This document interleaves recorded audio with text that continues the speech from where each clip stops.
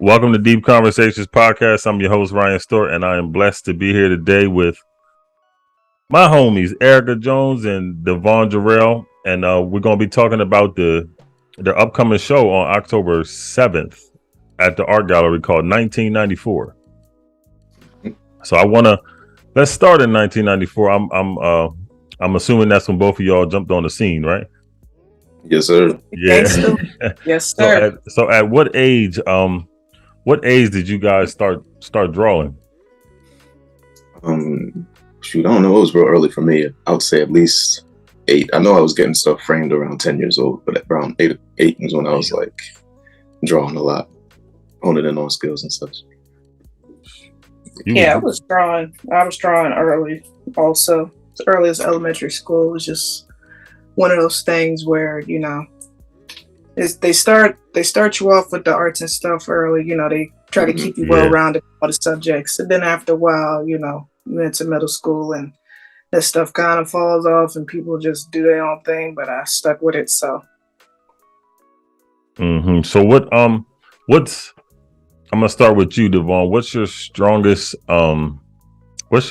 memory from your childhood that you can remember that sparked your creativity with art? It's gonna be funny, but I'm sure a lot of Black kids can relate. Dragon Ball Z, always seeing those episodes, and then looking at the artwork and everything on the commercials, and then also the screenshots and stuff that you will see. I remember going on Google and then finding images, searching images, and then just printing them out and then looking at them, drawing them side by side, trying to do that. That was about my earliest. That's really what taught me drawing. Mm-hmm. It was just Dragon Ball Z and anime. So I'd say that's the earliest memory. Mm-hmm. Yeah. It's funny because my daughter, she's 11 and she's starting to pick up drawing. I got 3 brothers, and one of my older brothers, I mean, he just, since he was young, he just draws, and he kind of got away from it since he had his son, but I mean, he could draw really good. And just what you just said, my daughter, she prints stuff out and she'll sit it side by side and I just see her drawing. And I try to like find a space for her so she can kind of focus, because being at 11, a lot of shit can distract you. You know what I mean? Your attention span ain't really there. And it's different this generation now too, because when I was a kid, we didn't have the iPads in our face when we was growing up. Mm-hmm. So patience was a lot easier to come by then, I feel. So it was easier to meditate and sit on the drawing and then actually pay attention to every detail and stuff. Yep. So now it's a little harder. So I know what you're talking about. Yes. Eric, what's your strongest memory from your childhood you can remember? It's funny, like he said that, because I was drawing those Dragon Ball Z characters also. See, I told you, every Black kid. I used to hang out with all the time on the playground and stuff during recess and all that, and he was really good at drawing the characters. I mean, it took me a minute to blossom into where I'm at now. Mm-hmm. But he used to draw them crazy, and I was like, man, I want to draw like that. And I would do just not on that scale. And then I would say like the tail end of my elementary school years, I remember SpongeBob was on the scene, and that was a problem thing. So I was drawing SpongeBob too. Like it was shifting, and then I was doing lettering and all this other stuff. It just kind of. Yeah, I wanted to do graffiti when I was young. Yeah. Oh yeah. Yeah, but I knew my mom whooped my ass, so I didn't do it. And that's something that's funny too. We sometimes black families growing up, we always have an idea of something that we want to do, but even though we knew it might have been something bad, it's just that fear of what the parents would do was like, nah, I ain't, I was telling somebody the other day, I'm like, you know what? I was probably more afraid of my parents than the police, because I really wasn't going to be doing much of nothing that the police was going to bother me. So when the police is around, I ain't care. But if something got back to my mom or my pop, oh my God. I felt that. Yeah. So, what's you guys' favorite style of artwork? Like, what themes do you find yourself that you guys kind of pursue the most? Probably like just our culture and history. I've said it over and over that I try to be, I guess, a voice to the voiceless, and shout out to underdogs. I like to highlight those we don't talk about and really get to the root of the foundation, because we didn't just start, where we are now. Like even with my Skin Deep series, like we got Black women writing and producing their own shows. Quinta Brunson is killing it with Abbott Elementary and all her other endeavors and stuff, and so many others. Like, and then saw Cheryl Lee Ralph won her first Emmy. Yeah. So, and she's only the second Black woman to have done that, next to Jack Harry. So I was like, wow, And it's crazy because nobody talks about it. Like I didn't know that until she said it. Yeah, exactly. So I'm like, wow, and it just shows you like the trials and tribulations we came through to get here. Didn't happen that long ago, because these people are still alive. A lot of them are. And the people I've been highlighting were under these, they were even before them, like before Cheryl Lee Ralph, and so that's what I try to do. And with this particular series, DeVaughn presented me with the idea to, the 90s, and I was just like, word. I mean, that's where we were molded and brought up. Like at least for a little bit, so it was going to be a prominent thing, and that's when my parents grew up. My parents graduated in the 90s, so I had all of that around me to take in, and I did my own research. It was like, who's this, so I made sure I engulfed myself with that. And like you see, I did this painting of John A. Did like one of my favorite R&B groups. So they're not a duo anymore, but either way, you hear me talk about anybody, it's gonna be them. So okay. So question is, what themes do I gravitate towards in art? I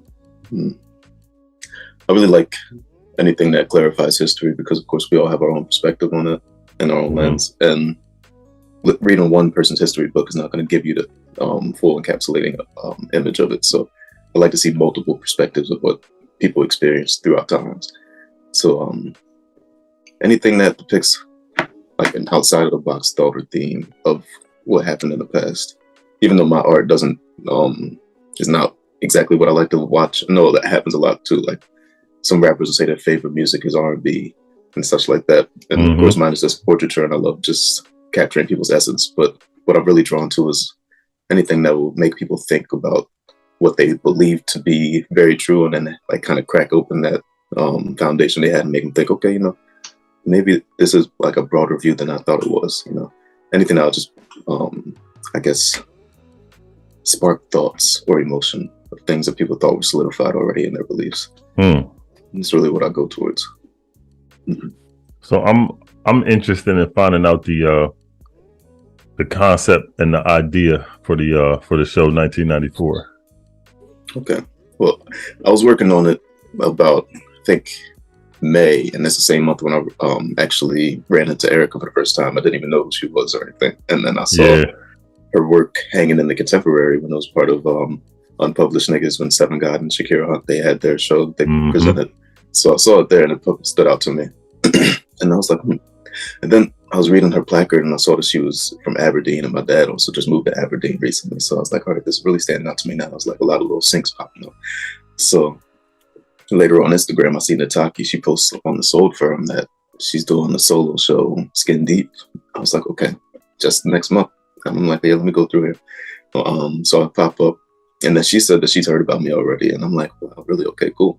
And then she's had the idea of collabing on a piece. And I was like, of course, at the moment, I said, yeah, for sure, let's do it. But then when I got home, I was like, I never collabed on a piece before. So how about we collab on this show idea I had? And it was still in the works. I didn't really have an idea. I just wanted to pop up on the scene or something, because I've been in my room being a hermit for way too long. So I determined that this year would be the year I jump out. So I was like, I don't know, show idea, show name. And I was like, well, since it's the introduction of me, I could just make it 1994. That's the year I was introduced to the world anyway. So introduce myself to the art world with my birth year. And then she's like, word, I was born 94 too. And I was like, oh, perfect. Another synchronicity. So I was like, this is working out perfectly. So then I'm always drawn to musicians, and that's where I get most of my inspiration from. So I draw a lot of musicians, just listen to their music, listen to their interviews. I learned a lot through music also, because I was a little introverted kid. So I'll just listen to music, experience life through what they experienced, and match it up with how I was experiencing life. And I'm like, okay. So I'll learn here and there through rap music and R&B. So I was like, 94 can be the base of, or show people what my foundation was, actually introducing myself to the world. And what that base is just music and musicians and their spirit that was carried on through their art. And then I'm taking that, putting it into my art and presenting it again. And so that's what I was telling Erica my side of it was. But I was like, but also I want you to have your own twist to it. Do whatever you want, since we're both from 94 and it's a collab show. I want your perspective of it. And she was like, okay. She wanted to focus more on like the Black culture of the 90s and 94. Because mine, sometimes some of the references and people I've used go into like the early 2000s. So I wasn't very too restricted to the show idea. Right. But I'm not going to speak for Erica on her side, but yeah, that's what I came up with, and then I presented it to her, and she was down, and I'm glad that she was too, because if I had to do this by myself, it would have been a lot of work. I was like, yeah, I'm gonna need a little firepower, you know. So I'm glad it all worked out perfectly like that. Yeah, pretty much everything he said. It was a night, I think it might have been before the show actually got put up, that she was telling me about DeVaughn Taki. And she showed me his work, and I was like, wow. Like, man, it made me want to pick the pencil back up, because I hadn't done it in a while. So I was like, wow. So I followed him, and he followed back, and I was like, word, okay. And then, yeah, like he said, he popped up at the show, and we talked. He hit me up maybe a month or so later. I don't know. It was either way. We talked about it and been brainstorming since like July, I think. And once he told me, and I was like, that. And like he said, I wanted to focus more on 1994, since that's when we were, cultivated and all that other stuff. Yeah. I was like, all right. Because, I do a lot of research anyway, and so of course, I'm gonna gravitate to when I was born. So many, Thematic drop, Ready to Die drop, Hard to Earn drop, Gangstar, Johnny drop. So many people drop. OC, the list goes on and on. And I was just like, birth from greatness. This is I'm like, we got a strong start here. And solid year. Not only just focusing exactly who it was, but also what influenced me at that time. Like, I wasn't gonna just throw any old thing just because it came out of that year, but I had to make it relatable to me too, because when you see the work, you'll see the influence, because like Ryan said, me. And I make music too on the side. So you'll see and hear how it all flows together, and And it's funny. It's funny what you said earlier, DeVaughn, because you were saying you're kind of an introvert. I've always been, even when I was in school, I was just a quiet person. You know what I mean? I don't think I really talked to too many people probably up until my senior year. You know what I mean? It was just, I was more comfortable with myself. You know what I mean? And then, you guys, I think the 90s, that's classic hip hop. You know what I mean? I think that whole era right there was just, it was something different. I think that was a shift in hip hop that definitely. I think even I hope the generation now can. Sometimes I really don't know what this music is that what's going on now. You know what I mean? So I'm always gravitating back to me born in the 80s, and so I'm listening to music from the 70s and the 90s. I kind of feel like I'm kind of an old school kind of person. So how has music influenced your art? We'll go first on this one. I'll let you go. You can go ahead. Right. Well, I don't know. It's been so like, I internalized it so much to the point that I don't even think about it. So it's hard for me to observe it. But because my dad was a singer growing up, you know, it was a lot harder to be on the scene. So he had a shot and then blew it. But he still had the talent, spirit of a singer and everything. So I grew up real close to that. And then we'd have our jam sessions all the time on the weekends. So it really influenced me to put more life into things. So that's why I'm real passionate about capturing essence when I'm drawing. Because when it came to music, you capture an essence and you're like taking a feeling or an emotion and you're decorating time with it. So like that's why you can be in 2020 right now, listen to the 70s and feel exactly what they were going through and everything. So with that same spirit, I try to put that on the paper. And I think I do a good job of that, I'd say. But that's mainly what I think. That's mainly what I that's mainly what I take from music. I try to be very not too specific about it, just take that small inkling of spirit and then always take it with me. So 10 years from now it may transform a bit, but I'd always have that strong foundation of making sure I capture an essence and then put it on the paper and it can travel through time with it, you know. So I'd say that's how music influenced me. Showed me how to express myself as an artist, no matter what the medium is. Erica, I know with Erica, I know, and not even just rap. She has Erica has like an old soul. She's very like, I don't know some of her family, but she has like that down south type of like personality. She's just real like laid back and easy. So, you know, like how has music, Erica, like influenced you? It's funny you say that. Like, I was born in Virginia. My family's see what I mean? So, that's the early part. But I've spent most of my life in Maryland. But to add on to what DeVaughn said, because that rings true, I would say that it showed me to really care about what you're doing and take your time with it. You know, I think a lot of what we create is bred through experience. And, you know, just with learning anything, it takes time, you know how many times they say, you'll repeat a lesson until you learn it, you know, and I think that's a testament to, you know, the type of art or music we may make. Just taking the time and really digest what you've seen and heard and putting it in a way that you can express it and feel good about it, because a lot of stuff is very rushed and microwave. Like, I don't really pride myself on rushing things. I mean, quality over quantity, and I feel like that's very telling in the music too. Like you said, the 70s, they played everything. They were writing their own stuff. You know, everything was raw and uncut. You know, shoot, they were making 7-10 minute songs. They're pouring their soul out. Yeah. Yeah. Imagine everything that they were going through too, socially and politically. Yes.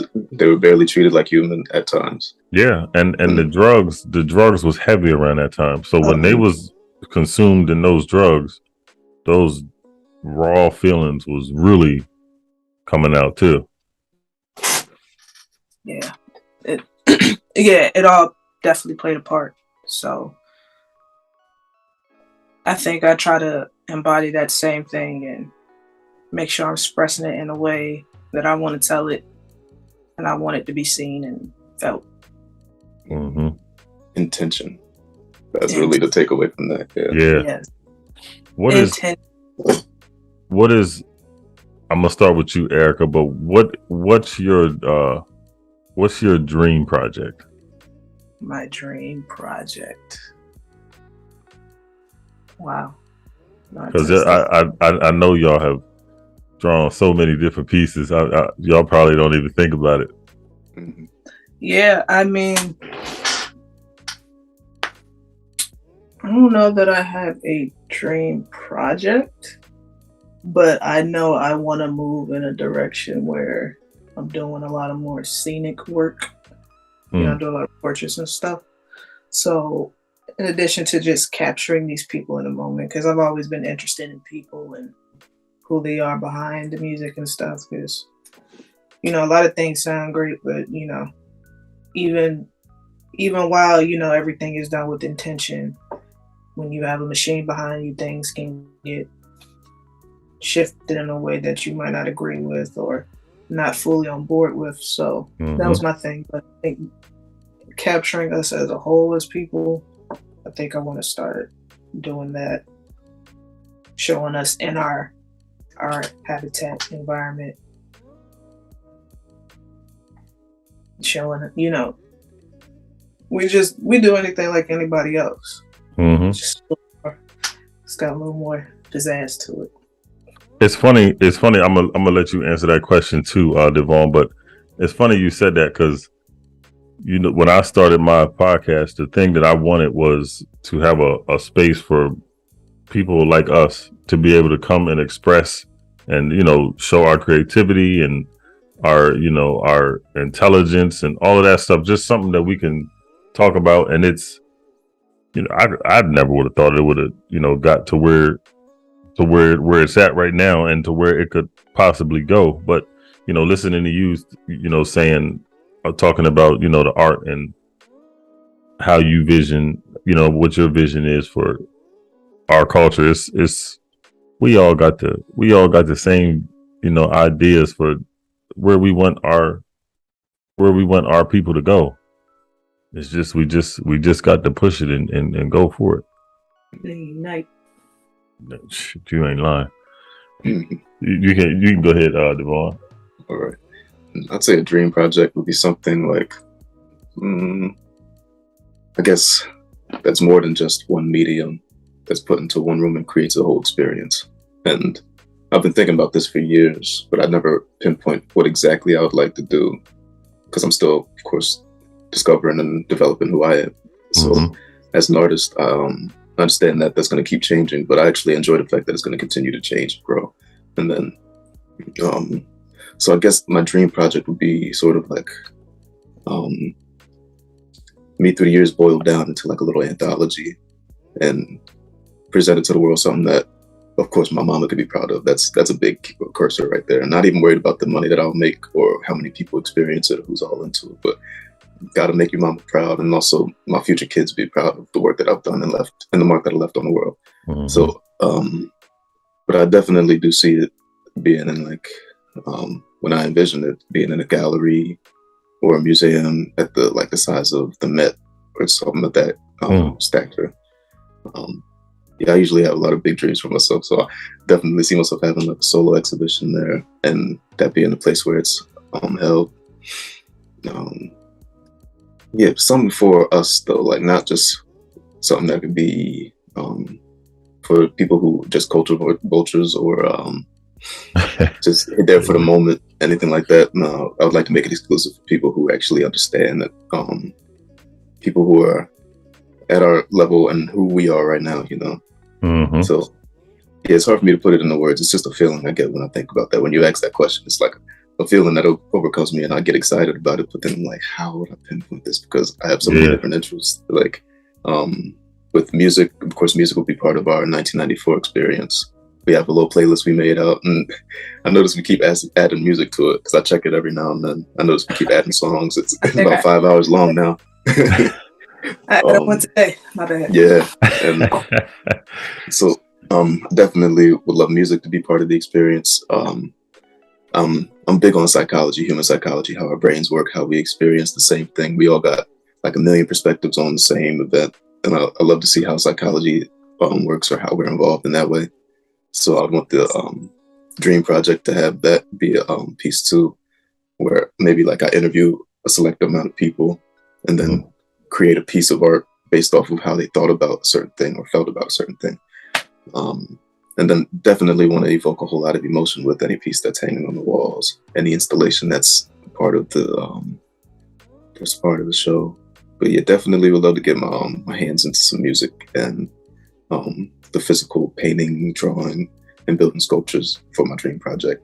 But that's a good question. I'm gonna keep honing in on that. I'm gonna get me a good answer by at least next year. I need a solid answer so I can build on it now. it's I like asking certain questions. I kind of some of my questions are kind of repetitive in different interviews because I like to hear the different, how people's mind work. Because I studied psychology when I was in when I was in college, and it's like you said, how to just how the brain works. It's funny because it's all the same, but it comes out differently through everybody's experience. You know what I mean? And that's the same thing. That's the same thing with art. Music, everything. So I've as I was looking at both of you guys' art and just how detailed and everything it is, it's not too many people that are gifted like y'all. So is the artistic life, sometimes can that get lonely because in your mind, you have a vision in your head, and then you put it down on paper, and sometimes a lot of people don't fully understand how you wanted to portray it. So sometimes can that artistic life get lonely? Definitely. Exactly. Like, I feel like, of course, we're understood, but like you said, through everyone else's perspective or understanding. So they'll express how they feel about what you're doing, but then you tell them word for word exactly what you meant or how you're trying to get something across, and then they'll still get misconstrued sometimes. I know. And then at that point, it's like, well, can you just listen? Just listen this time. Yep. Don't really give me an opinion or whatever you feel, and just listen to me this time. Just let me feel heard. But I've learned to easiest way I got over that is just not taking it so personal, like understanding we all have our own perspectives, like just like they had a expression about how I did whatever I was doing. I just did the same thing, but I feel like, why am I so special that they need to have the same exact perspective as me? Like, I just did the same thing. I digested something, put it out on paper. Who says that's exactly how it was supposed to be, from what I see. So I learned to respect everyone's perspective. But it does feel lonely at times, especially before you can get a grasp of that. Or what really helped me understand that is actually reading through psychology books. And then I've learned to not carry that artist mind into my human interactions all the time. So it made the world feel a lot more inclusive, I guess. Or the real lonely part, though, is actually being alone, making the art for hours and hours. Because that's what Yep. I'm not the type of person that would like people watching what I'm doing over my shoulder, because then it like breaks up my concentration a little bit. And it's kind of weird too, right? Yeah, because then I'm like I tried live painting once, then had a mean headache at the end of the show. I was like, why is there so many different sounds and things going on? People walking by while I'm trying to focus on this. I'm like, this is a terrible idea. But I've learned to just accept my loneliness or being alone in certain areas of life. And then when it's time to interact or socialize, then just turn on that mind.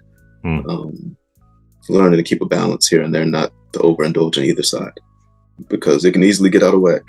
And I'm sure Erica can relate there, because we be talking about it all the time. Like, once we start relaxing a little too much, it's hard to get out of that. And then you got to jump right back in the work mode, and then you start feeling sluggish, you start feeling like homework. But yeah, I've learned to embrace that feeling.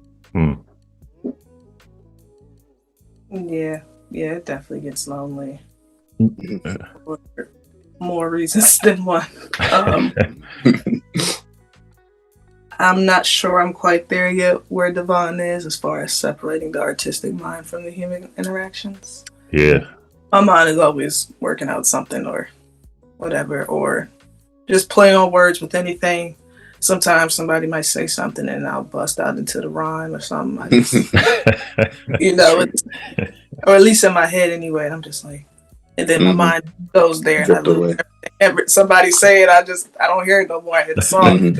And And that's kind of how it's always been. Because sometimes, like my homegirl, I could be with her on the phone or something, or even when I'm with her, she'd be like, "You're not here," and I'm just like, "I get that a lot." Yeah. Oh, sorry, and it's not intentional, but sometimes that's how it's been. Like it is. It's like no, you don't but feel like that's the artistic mind. You can't turn that shit off. Like even whether it's music, whether it's art, you know what I mean. When it's something that you're just naturally gifted at, you can't turn that shit off. You can try. That shit, your mind's always going. Yeah, definitely. And sometimes it helps when, especially if you're going through a rough time or something, and you take your mind off stuff. It's easier to send yourself else. And when you get once that becomes a crutch, it's hard to get out of that. So you deal with that. A healthy detachment. Yes. Yes. So that's been my experience, and also like you said, creating artwork for hours and stuff. And sometimes like I'll be excited to show my folks like, hey, look, come look or whatever. But once somebody infiltrates the space and they lingering for a bit, that's when I'm like, yeah. That's why I said it's like it would be kind of, I would think it would be kind of weird. Like I'm sitting there and you just like I'm trying to get my mind together and my thoughts, and you just sit, because then you're going to start asking questions of what I'm doing. Now you're really messing up. Especially like when I did the mural of Louis Vuitton back in 2020 on West 9th Street. That was like my first like public mural, so it was definitely more of a culture shock for me, because I had always said I wanted to do murals and stuff, and I still do. Like I would definitely do it again, but it was difficult adjusting to all the people like coming up and saying whatever. Sometimes niggas is aggressive, man. Yeah, sometimes they, some people giving they thank pieces. People keep asking me for, cards, or I need somebody to do this for me, and I'm just like, you won't think about this till you saw me on the street, like, you know what I'm saying? You won't think nothing about that, and you probably wouldn't have. So it's just more like, I feel like sometimes people feel like look at art as a convenience for them, and that can be frustrating also. But yeah, it was so many different types of people. Then I hear cars driving by slow, so I'm peeping the scene and making sure everything all right. Like, I know. People honking, people hollering. Just it was an experience. Definitely would do it all over again. Wouldn't change nothing, but it definitely showed me like, look, this is what you want to do. This is what you get into. Like, just it was just more like, look, this is what it is. So many questions. I met all kinds of people. I heard all kinds of people. Some people looked out. A guy brought me a water bottle and a honey bun. Shout out to that man. I know. We never exchanged names or. Like, he would just walk by every day, and one day he brought me one, and I said, thank you, Man, appreciate it. Yeah. And then I'm here to cuss other people out on the phone and all that other stuff. It was... I even had some, like you said, people watching you. There was I was working, and the guy was visibly, like, inebriated to some degree. He had something in his hand, and he was just... But I knew he was hovering over me because I'm like on the ground and I'm just standing there. I'm like, okay. I didn't know what he was doing. I mean, he wasn't saying nothing. But I mean, he commented on the piece. It was just kind of like, he was really out of it. So I think it was something extra there. But it took him a minute, and then he finally like stumbled away, and he picked up his bottle and kept it moving. I was just like, I don't know what that was, but... Yeah, this is not what I anticipated. So now with y'all saying that, where do you think your most inspirational or quiet place for you to be creative?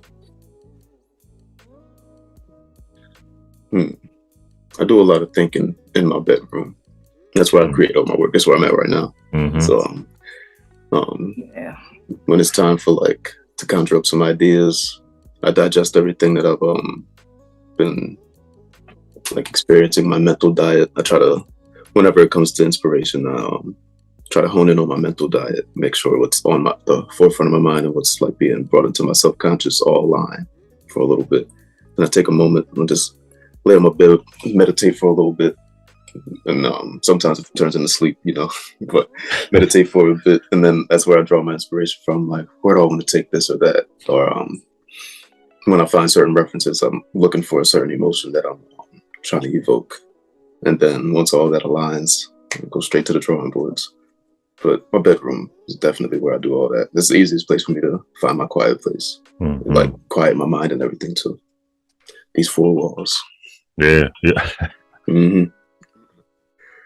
Yeah, I create in the basement. That's where I'm at now. You see my easel.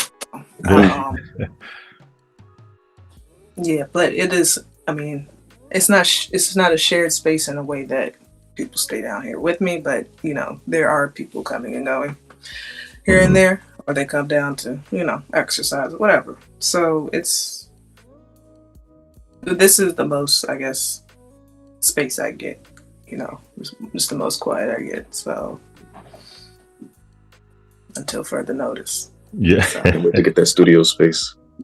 Yeah. It's furnished. I wouldn't say it's not necessarily a studio, but I turned it into one. Yeah. Okay. Thanks to my folks. I wouldn't have it without them. So I'm not gonna say. But that's where I do. This is where I get my work done. Mm-hmm. Now, let everybody know where they can find y'all on social media. All right. Well, I'm DeVaughn Jerrell. That's DeVaughn Jerrell. I'm on Twitter, Instagram. Those are the main handles I use, but DeVaughn Jerrell across all platforms to keep it nice and simple for everyone. Mm-hmm.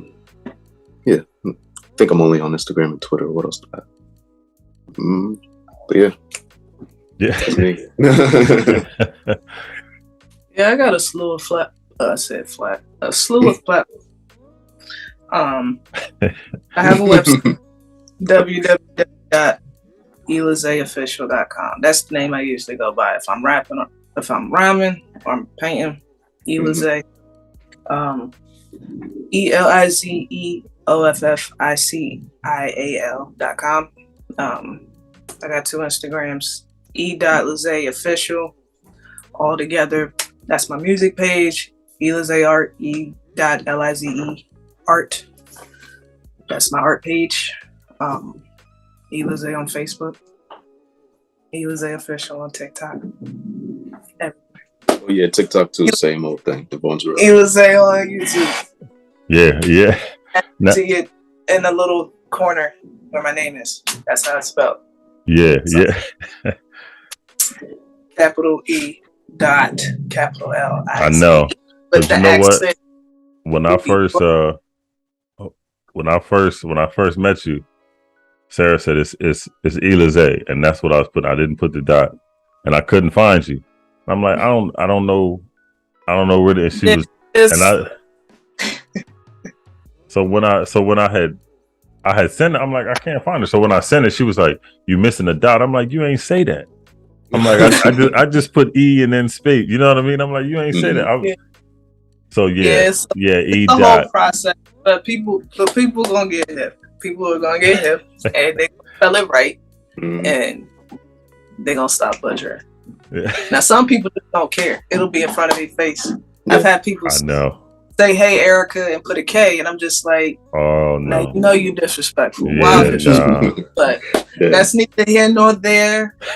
I can't work myself up over these things, but as an artist, it is quite bogus. Yeah, for lack of a better term. It is what it is. But he was like, I'll keep saying it, and and I'm gonna keep saying it. Yeah. So October 7th at it's 200. I hope I get this address right. Sarah gonna kill me. 200 West 9th. Yes, 200, sir. yeah, 200 West Night at the gallery. So everybody, I'm going to edit the video. I'm gonna tag y'all in it. Everything. Put the snippet out, Erica. You know how. Yeah. So I'm gonna send the snippet out. Let everybody know what's coming and everything like that. And then I'll put it out on YouTube. I'll let you guys know. But again, I appreciate y'all for jumping on my podcast with me. Y'all have some dope ass art, and I'm on the 7th. I'm gonna be coming down there. I'm probably gonna buy 1 or 2 from each of y'all. So okay, yeah, appreciate y'all. Appreciate you. Thanks for having us. Peace. Peace. You're on YouTube, baby.